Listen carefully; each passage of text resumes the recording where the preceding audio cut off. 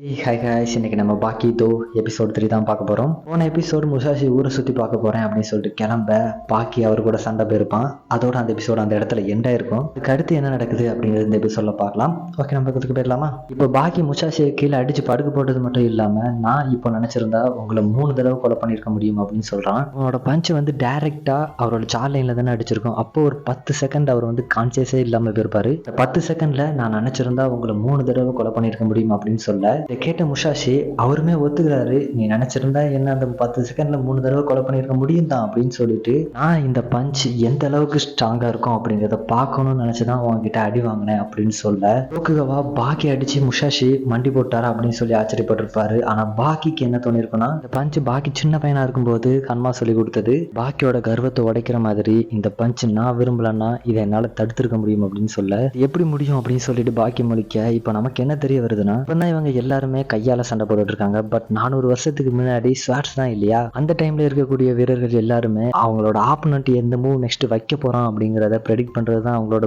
முக்கியமான கோலா இருக்கும். அப்படி கணிச்சா மட்டும்தான் அவங்களோட உயிரோட இருக்க முடியும். இல்லாட்டினா அந்த ஸ்வாட் அவங்க மேல இறங்கி சாக வேண்டியதுதான். அந்த பீரியட்ல வாழ்ந்த ஒருத்தர் இந்த பஞ்சை ப்ரெடிக்ட் பண்றது அப்படிங்கிறது சாதாரணம் தான். ஸோ எப்படி ப்ரெடிக்ட் பண்ணாரு அப்படிங்கிறத பாக்கி டோக்குகாவா இவங்க 2 பேருக்குமே சொல்றாரு. மோஸ்ட்லி இந்த அனிமேஸை பொறுத்த வரைக்கும் ஆப்போனன்ட்ஸ் வந்து அவங்களோட பெஸ்ட் மூவை அவங்கள வாயாலே சொல்லிடுவாங்க. இதாண்டா என்னோட பெஸ்ட் மூவ், இதை நீங்க கத்துக்கிட்டீங்கன்னா என்னை ஈஸியாகவே அடிச்சு போட்டுடலாம் அப்படின்ற மாதிரியான லாஜிக் தான். பட் ஆடியன்ஸான நமக்கும் புரியணும் அப்படிங்கிறதுக்காக தான் சொல்கிறாங்க. பட் இப்போ நம்ம கதைக்குள்ளே வந்தோன்னா எல்லா மூவும் பாக்கியோட எல்லா மூவையுமே ப்ரெடிக்ட் பண்ணி அடிக்க ஆரம்பிக்கிறாரு. பாக்கி ரொம்பவுமே ஃப்ரஸ்ட்ரேட் ஆனால் தான் நமக்கு ரொம்பவுமே ஆங்கர் வரும் இல்லையா? அந்த ஆங்கரில் சண்டை போட ஆரம்பிக்க கோபம் பாக்கிய ஒரு குழப்பமான சுச்சுவேஷனுக்கு தள்ளுது. முசாஷியும் பாக்கி அந்த இடத்துல அடிச்சு போட்டுட்டு அங்கிருந்து கிளம்ப, அப்படியே அந்த சீனை இங்கே கட் பண்ண முசாஷி அவரோட தேடல் தொடங்குறாரு. இப்போ டோக்கியோக்குள்ள சுற்றி பார்க்குறாரு எந்த அளவுக்கு இந்த ஊர் டெவலப் ஆயிருக்கு. 4th லார்ஜஸ்ட் எக்கனாமி, அதுல one of the busiest city அப்படின்னு சொல்லணும்னா டோக்கியோ. அந்த ஊரை சுத்தி பாக்குறாரு எந்த அளவுக்கு டெவலப் ஆயிருக்கும். ஸோ இதெல்லாம் பார்த்து அவரே கம்பேர் பண்ண ஆரம்பிக்கிறாரு. ஃபிளைட் போகுது, பறக்குது,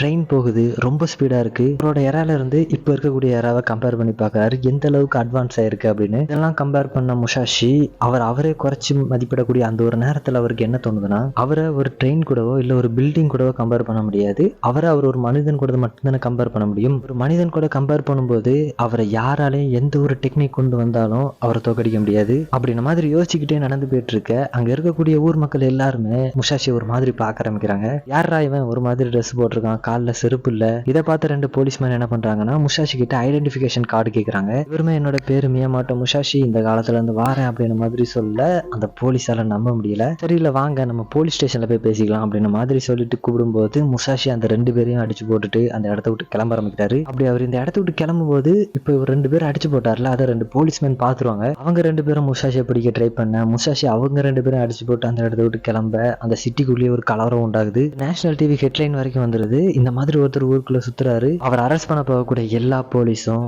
ஒரு மாதிரி மர்மமான முறையில் அடிபட்டு கீழே விடுறாங்க. இந்த மாதிரி ப்ளூ கலர்ல ட்ரெஸ் போட்டுட்டு காலில் செருப்பு இல்லாம ஒருத்தர் சுத்துவாரு. இவரை பார்த்தா மக்களே ஜாக்கிரதையா இருந்துங்க, அந்த மாதிரியான ஹெட்லைன் ஓடிட்டு இருக்க இதை நம்ம பசங்க எல்லாருமே பாக்குறாங்க. சீனை இங்க கட் பண்ணி இன்னைக்கு நைட்டு காமிக்கிறாங்க. முசாஷி டோக்கியோல இருக்கக்கூடிய ஏதோ ஒரு தெருவில் நடந்து போயிட்டு இருக்காரு. அப்போ அவரை ஒரு 2 அபிஷியல்ஸ் ஃபாலோ பண்ற மாதிரி தெரியுது. அவங்கள பார்த்த முசாஷி அப்படியே கொஞ்சம் தூரம் நடந்து போனது மட்டும் இல்லாம பக்கத்துல இருந்த வீட்டுல ஏறி குதிக்கிறாரு. இதை பார்த்த அந்த 2 அபிஷியல்ஸும் இது டோக்குகாவோட வீடாச்சே, அதுக்குள்ள ஏன் இவன் போறான் அப்படின்னு சொல்லி யோசிக்க, டோக்குகாவாக்கு இவர் மூலமா ஏதாட்டு ஆபத்தாயிருமா அப்படின்னு சொல்லிட்டு டோக்குகாவை பார்த்து அவர் அலாட் பண்ணலாம் அப்படின்னு சொல்லிட்டு போக, டோக்குகாவாக்கு இவங்க 2 பேரையும் ஆல்ரெடி தெரியும். ஸோ இவங்க எதுக்காக வந்திருப்பாங்க அப்படிங்கிறது தெரிஞ்ச டோக்குகாவா இதை உட்சுமி கிட்ட சொல்லிருங்க, இதை டோக்குகாவா பாத்துக்கிறேன் அப்படின்னு சொன்னாரு, இதை விட்டுருங்க அப்படின்னு சொன்னாரு அப்படின்னு சொல்லிருங்க அப்படின்னு சொல்ல, உட்சுமி அப்படிங்கிறவரு இவங்க எல்லாருக்குமே தலைமை அபிஷியல். அவரே பேரை சொல்லி சொல்றாருன்னா டோக்குகாவாக்கு இந்த ஜப்பான்ல எந்த அளவுக்கு மரியாதை இருக்கும் அப்படின்னு சொல்லிட்டு மட்டும் யோசிச்சு பாருங்க.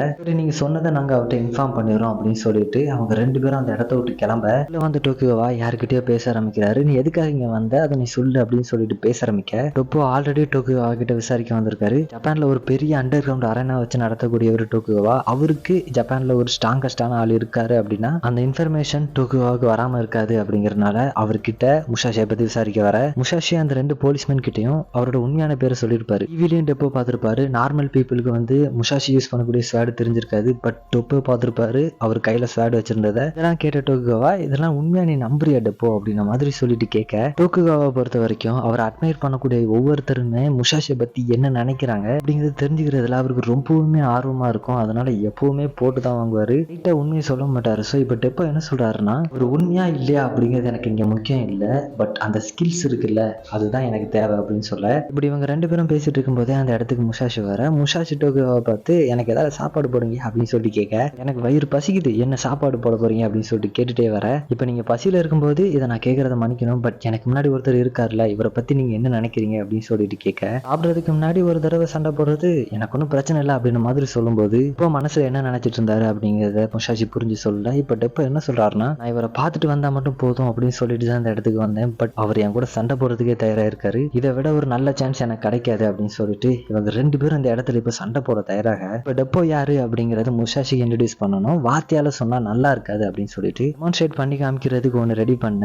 அதே மாதிரி டெப்போவும் அவரோட திறமைகளெல்லாம் வெளிக்காட்ட இதெல்லாம் பார்த்த முஷாஷி ஆச்சரியப்படுவார் அப்படின்னு சொல்லிட்டு பார்த்தா, உன்னோட டான்ஸ் வந்து சூப்பரா இருக்குப்பா அப்படின்னு சொல்லிட்டு கலாய்கிறாரு. மார்ஷியல் ஆர்ட்ஸ் காட் அப்படின்னு சொல்லுவாங்க டெப்போவை, அந்த அளவுக்கு மார்ஷியல் ஆர்ட்ஸை கரைச்சி குடிச்சிருப்பாரு. அவர் அட்மையர் பண்ணக்கூடிய மார்ஷியல் ஆர்ட்ஸை டான்ஸ் அப்படின்னு சொல்லி கேவலப்படுத்தினதும் டெப்போ கோவப்படுறாரு. அந்த கோவத்துல கிட்ட வந்த டெப்போ ஒரு ஹெட்பெட் கொடுக்க வர முஷாஷி அந்த தலையை பிடிச்சு கீழே அமுக்கிடுவாரா. அவ்வளவுதான், இந்த டோக்குகாவும் சரி டெப்போவும் சரி இவங்க 2 பேருமே எதிர்பார்த்திருக்க மாட்டாங்க, இது வந்து சர்ப்ரைஸா கொடுக்கணும் அப்படின்னு சொல்லி தான் டெப்போ கிட்ட வந்திருப்பாரு. அதை முன்னவே ப்ரெடிக்ட் பண்ண முஷாஷி அந்த தலையை பிடிச்சு கீழே இறக்க இது டெப்போவை அவமானப்படுத்தின மாதிரி அவருக்கு தோணுது. பட் முஷாஷிக்கு தெரியும் டெப்போ டெமான்ஸ்ட்ரேட் பண்ணி காமிச்சது எல்லாமே மார்ஷியல் ஆர்ட்ஸ் தான் அப்படின்னு, பட் சும்மா ஒரு டீஸ் பண்ணணும் அப்படின்னு சொல்லிட்டு சொல்லியிருப்பாரு. இப்போ இவங்க 2 பேருக்கும் இடையிலான சீரியஸான சண்டை ஸ்டார்ட் ஆக ஆரம்பிக்குது. முஷாஷி அவரோட இமிடேஷன்ஸோட கொண்டு வந்து டெப்போ கூட சண்டை போட ஆரம்பிக்க அவர் உடம்பு ஃபுல்லாவே வெட்டுக்காயம் விழ ஆரம்பிக்குது. இதுல திணறின டெப்போவோட மூஞ்சில முஷாஷி ஒரு பஞ்ச் பண்ண, அவ்வளவுதான் டெப்போ திணற ஆரம்பிக்கிறாரு. அவ்வளவு வெட்டுக்காயம் பட்டிருந்தாலும் டெப்போ வந்து மறுபடியும் முஷாஷி கூட சண்டை போட வர, நீ தான் ஆல்ரெடி வெட்டுக்காயம் பட்டு கீழே விழுந்துட்டிய, மறுபடியும் ஏன் என் கூட சண்டை போட வர அப்படின்னு சொல்லிட்டு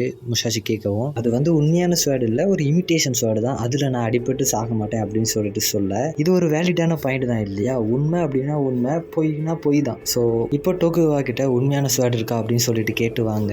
இப்போ வாங்கின ஸ்வேர்டு வந்து நல்லா திடமாவே இருக்கு, இதை வச்சு சண்டை போடும்போது டோக்குகவா டெப்போ முடிஞ்ச அளவு தடுக்க ட்ரை பண்ணுவாரு. டெப்போ வந்து விலகிற மாதிரி தெரியல, இவங்க 2 பேருக்கு இடையிலான சண்டை வந்து ஸ்டார்ட் ஆக ஆரம்பிக்குது. டெப்போவோட டைகர் ஃபேங்ல இருந்து தப்பிச்ச முஷாஷி அந்த ஸ்வேர்டை டெப்போவோட மூஞ்சிலே இறக்குறாரு. அவ்வளவுதான், டெப்போ முடிஞ்சிட்டாரு அப்படின்னு சொல்லிட்டு நம்ம எல்லாரும் யோசிக்க, ஏன்னா அந்த ஸ்வேர்டு வந்து டெப்போவோட மூஞ்சில பாதி இறங்கிருக்கு. எல்லாரும் என்ன நினைச்சிருப்போம், அவ்வளவுதான் டெப்போ முடிஞ்சிட்டாரு, ஒரு ஸ்வேர்டை 1/2 இன்ச்சு தலைக்கு கீழே இறக்குனா ஒருத்தர் செத்துருவாரு அப்படின்னு சொல்லிட்டு எல்லாரும் யோசிக்கிறது தான். பட் டெப்போ உயிரோடு இருக்காரு. ஒரு ஸ்வேர்டு தலையில வெட்டினதுக்கான ஒரு சின்ன கீரல் கூட இருக்காது, அந்த ஸ்வேர்டு தலையில வச்சு அமுக்குனதுக்கான தடையை மட்டும் இருக்கும். முஷாஷி நினைச்சிருந்தா டெப்போவோட தலையை 2 துண்டா எடுத்திருக்க முடியும், பட் முஷாஷி அந்த ஸ்வேர்டை டெப்போவோட தலையில வச்சு அமுக்கி மட்டும்தான் எடுத்திருப்பாரு. வீட்டுல எல்லாம் கத்தி எடுத்து விளையாடாத, கையில பட்டா வெட்டிரும் அப்படின்னு சொல்லிட்டு தான் வளர்த்துருப்பாங்க நம்ம வீட்டுல எல்லாம். நான் ஒரு ஸ்வேர்டை கொண்டு தலையில அவ்வளவு ஃபோர்ஸா இறக்குனாலும் ஒரு சின்ன கீரல் கூட இருக்காது. எந்த அளவுக்கு ஸ்வேர்டை கையாளுறதுல முஷாஷி கை தேர்ந்தரவா இருப்பாரு அப்படிங்கிறது இந்த சீன்ல நமக்கு காமிக்க. இப்ப இந்த சீன் இங்க கட் பண்ண கொஞ்ச நேரம் போகுது. இப்ப டெப்போ டோக்குகவா இவங்க 2 பேரும் முன்ன நடந்த மேட்சை பத்தி பேச ஆரம்பிக்கிறாங்க. தலை 2 துண்டா போயிருந்தா கூட நான் கவலைப்பட்டிருக்க மாட்டேன், இப்போ எனக்கு ரொம்ப கேவலமா இருக்கு டோக்குகவா அப்படின்னு சொல்லிட்டு முஷாஷி டெப்போக்கு உயிர் பிச்சை கொடுத்த மாதிரி தான். அவர் நினைச்சிருந்தா டெப்போ அந்த இடத்துல கொண்டிருக்க முடியும், கொண்டிருக்க மாட்டாரு இல்லையா. சோ ஒரு வீரனா டெப்போ வந்து இந்த இடத்துல ரொம்பவுமே கேவலமா ஃபீல் பண்றாரு. டோக்குகவாக்கு சொல்ல வார்த்தை இல்ல. அதே சமயத்துல ரெட்ஸ்